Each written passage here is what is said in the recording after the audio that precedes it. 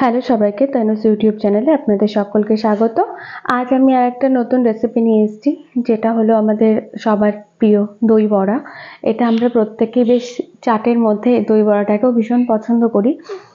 আর একদম পারফেক্ট কী করে বাড়িতে একটা সুন্দর জুসি দই বড়া বানাবেন তার রেসিপি আমি আপনাদেরকে বলবো একদম ইজিভাবে। আর এটা বাইরেটা যেমন ভেতরটাও তেমন একদম কটনের মতো সফট। আমি একটু কাছ থেকে দেখিয়ে দিচ্ছি কেটে।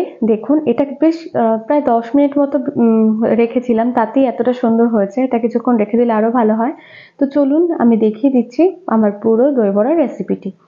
আমি দেখুন এরকম ভালো মতো এরকম 2 বাটি মতো ডাল নিয়েছি, বিউলির ডাল। এবার সেটাকে ভালো করে আমি একটুখানি মেথি দানার সঙ্গে ভিজিয়ে রেখেছিলাম ওভারনাইট ভেজানোর পর দেখুন ডালগুলো ফুলে দ্বিগুণ হয়ে গেছে। এবার এই ডালগুলো আপনারা চাইলে জল ঝরিয়েও নিতে পারেন। আমি খুব একটা ঝরাচ্ছি না, কারণ পিষতেও তো একটা জল লাগে। তো আমি এর হাতে যেটুকু উঠবে সেই হিসাবেই পিষে নেব ডালটাকে।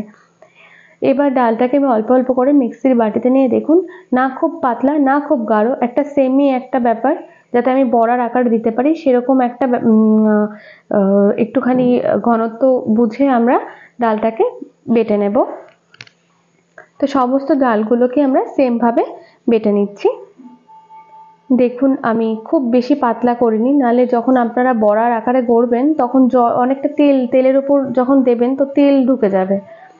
তো আমি এরকমভাবে গড়ে নিয়েছি। এবার সামান্য আমি দেব লবণ আর দেব সাদা জিরে, ব্যাস। দিয়ে এবার ভালো করে এই মিক্সারটাকে আমরা ফেটে নেব সুন্দর করে। এটা একটুখানি বেশ কিছুক্ষণ ধরে ফেটবেন, তাহলে দেখবেন এটার রং এমনি সাদা, আরও সাদা হয়ে গেছে। আর এটা একদম ফ্লাফি হয়ে গেছে, যেটার মধ্যে অনেকটা এয়ার ঢোকে। এটা একই ডাইরেকশানে ঘোরাবেন আর সেটা অনেকটা ভালো হয়, ফুলে ওঠে তেলের মধ্যে। তো আমি একটা প্যানের মধ্যে তেল বসিয়ে দিয়েছি।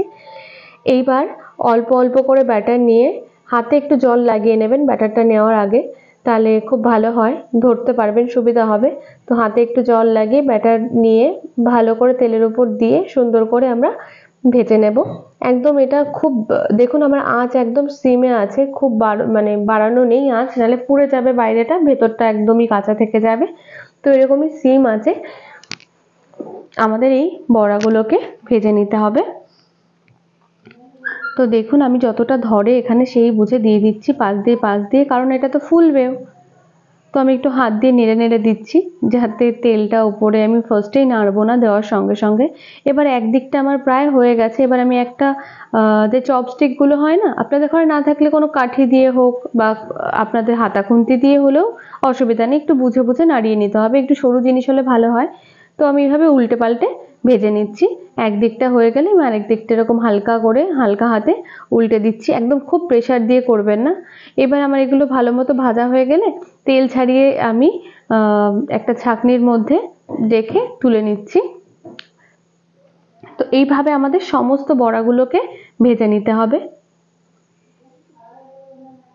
এইবার আমরা কি করব, দেখুন আমার সমস্ত বড়াগুলো ভাজা হয়ে গেছে। এটাকে ঠান্ডা করতে দিয়েছি। এবার দেখুন একটা গ্রিন চাটনি এবং একটা রেড চাটনি তৈরি করেছি আমি। এই চাটনি দুটোর রেসিপিটা আমি আপনাদেরকে আমার ডেসক্রিপশন বক্সে দিয়ে দেব। আচ্ছা, এবার এই দই বড়ার মধ্যে আমরা দেব কিছুটা জল।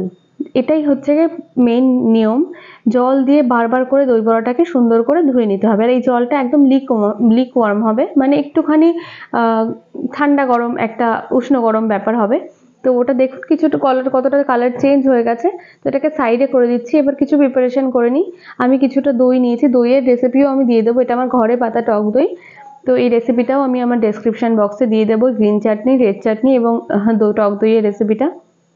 এবার এর মধ্যে আমরা মেশাবো 3 চামচ মতো চিনি। যেহেতু ঘরে পাতা টক দই, এটা বেশি একটা টক হয় না, সেই জন্য এর মধ্যে দিয়ে এবার আমরা ভালো করে ফেটিয়ে নেব।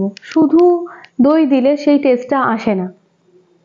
এবার এটার মধ্যে আপনারা চাইলে সামান্য বিট লবণ দিয়েও ফেটিয়ে নিতে পারেন। দেখুন কেমন কনসিস্টেন্সি থাকবে, এতটা একটু পাতলা হবে, কিন্তু এর মধ্যে কোনো জল মেশাবো না, শুধু চিনিতে যতটা পাতলা হয়। তো সবাইকে বলছি, যদি আমার একটা ছোট্ট অনুরোধ, যদি আমার রেসিপিগুলো ভালো লাগে তো প্লিজ আমার চ্যানেলটিকে সাবস্ক্রাইব করে আমার পাশে থাকবেন এবং বেল আইকনটা প্রেস করতে একদম ভুলবেন না। আচ্ছা, এবার আমাদের দেখুন এটা অনেকটা ভিজে গেছে। পাশে আরেকটা আমি নিয়েছি। এরকম বারবার 3-4 বার যদি জল পাল্টে পাল্টে ধোয়া হয় তাহলে এক্সট্রা যে তেলটা আছে না সেটাও বেরিয়ে যায়। আমি দেখাবো এই দুটো গামলায় ট্রান্সফার করার পর আমি দেখাবো। দেখুন উপরে পুরো তেল ভাসছে, তাই না? তো দেখুন এই গামলাতে উপরে পুরো তেল ভাসছে চারিপাশে। আবার আমি এই গামলার মধ্যে দিয়ে এটাও উষ্ণ গরম জলে আবারও কিছুক্ষণের জন্য ভিজিয়ে রাখবো। এইভাবে আমি 2-3 বার ধুয়ে নেব। হ্যাঁ, উষ্ণ গরম জল করে করে ধুয়ে নেব। এইবার মেন যে জলটা, এই জলটাও আমার প্রায় উষ্ণ গরম। এর মধ্যে দিয়ে দেবো কিছুটা চাট মশলা, হ্যাঁ অনেক বেশ খানিকটা চাট মশলা, একটু হিং, একটু লবণ স্বাদ অনুযায়ী। তো হিং দিলাম, আর দিলাম স্বাদ অনুযায়ী লবণ আর চাট মশলা, আর এটা হচ্ছে ভাজা জিরের গুঁড়ো। এই ব্যাস, এটা দিয়ে একটা ভালো করে একটুখানি চামচি দিয়ে আমরা নেড়ে নেব। এই জলটার মধ্যে যাতে সমস্ত মশলাগুলো ঢোকে, যাতে এই জলের মধ্যে চুবিয়ে রাখলে আমাদের ওই দই বড়ার মধ্যেও সমস্ত মশলাগুলো ঢোকে, এটাই আমাদের মেন মোটিভ। তাই আমরা এই মধ্যে সমস্ত মশলাগুলো দিয়েছি। আচ্ছা, এবার আমাদের এইগুলো ভিজে গেছে, দই বড়াগুলো সম্পূর্ণ প্রায়। হ্যাঁ, এবার কি করতে হবে, যখন আমরা সাজাবো তখন আমরা হাত দিয়ে চিপে চিপে একটু জলটাকে বার করে নেব। খুব ভারী হাতে না, জাস্ট হালকা হাতে একটু চিপে চিপে এক্সট্রা জলগুলোকে বার করে নেব। এইভাবে জলগুলো বেরিয়ে গেলে তারপরে আমরা একটা বাটির মধ্যে শুধু বড়াগুলোকে নিয়ে নেব। তো দেখুন আমি সমস্ত বড়াগুলোকে নিয়ে নিয়েছি একটা বাটির মধ্যে। এবার এর উপর কিছু জিনিস আমরা দেব। ফার্স্টে দিয়ে দিচ্ছি আমার যে ফেটিয়ে রাখা টক দইটা ছিল, সেই টক দইটা বেশ খানিকটা দিতে হবে। তারপরে দিয়ে দিলাম আমাদের করে রাখা গ্রিন চাটনি, তারপর রেড চাটনি। এই রেড চাটনিটা খেজুর আর তেঁতুল দিয়ে আমি করেছিলাম। এবার একটুখানি বিট লবণ ছিটিয়ে দিলাম উপর দিয়ে, একটু চাট মশলা দিয়ে দিলাম। আমরা চাইলে সমস্ত কিছু মিশিয়ে একটা মশলা করতে পারি, কিন্তু সেই মশলা আবার কোন কাজে লাগাবো, তাই আমি আলাদা আলাদাই রেখেছি। একটু ভাজা জিরের গুঁড়ো, একটু লাল লঙ্কা গুঁড়োটা দেখতে খুবই ভালো লাগে, কাশ্মীরি লঙ্কার গুঁড়ো দিয়ে দিলাম। দেখুন দেখতে কতটা সুন্দর লাগছে। এবার যদি ঘরে আপনাদের আলু ভুজিয়া থাকে বা ছোট ছোট একদম ঝিরিঝিরি ঝুরি ভাজা থাকে, সেটা উপর দিয়ে দিয়ে দেবেন, সাজিয়ে নেবেন। এরকমই থাকে না দোকানে? তো দেখুন কতটা সুন্দর লাগছে। আর আমি ভেতরটাও কেটে দেখাবো আপনাদেরকে ভেতরটা কতটা সুন্দর হয়েছে। দেখুন পুরো দোকানের মতো, তাই না? আপনারা বিশ্বাস করুন দোকানের থেকেও ভালো হয় এটা খেতে।